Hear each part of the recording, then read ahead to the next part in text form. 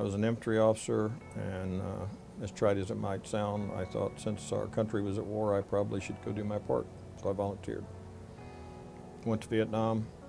En route, went to the advisor course at Fort Bragg and Vietnamese language school at Fort Bliss in El Paso, because only the Army would send you to El Paso to learn Vietnamese. And then on to Vietnam.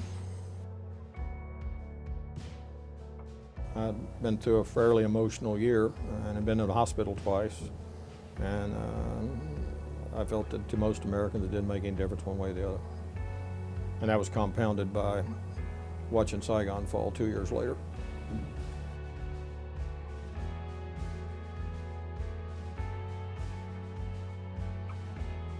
I came back here. I'd started out here on the faculty and went to Panama. Then came back here and retired, and immediately joined the faculty as a civilian, teaching national security strategy. I've written or edited 14 books, most of which are about Vietnam, but not all of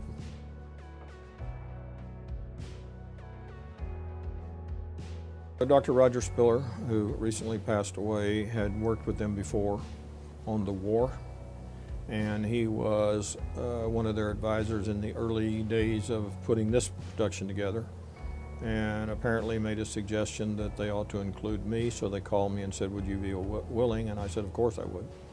And then that started about a 4-year process.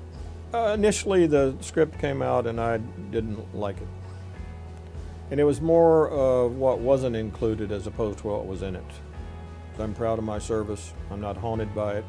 I'd go back tomorrow even knowing the outcome. And Ken jumped up and said, you can't leave.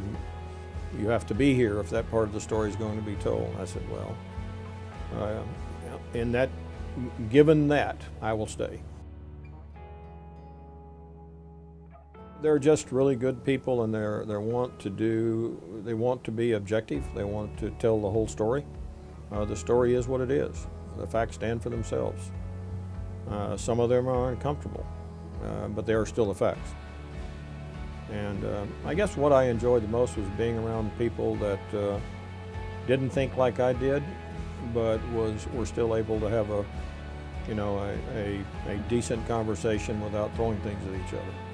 Well, I just think it will be the seminal work on Vietnam. I'm glad I had a part to play in it.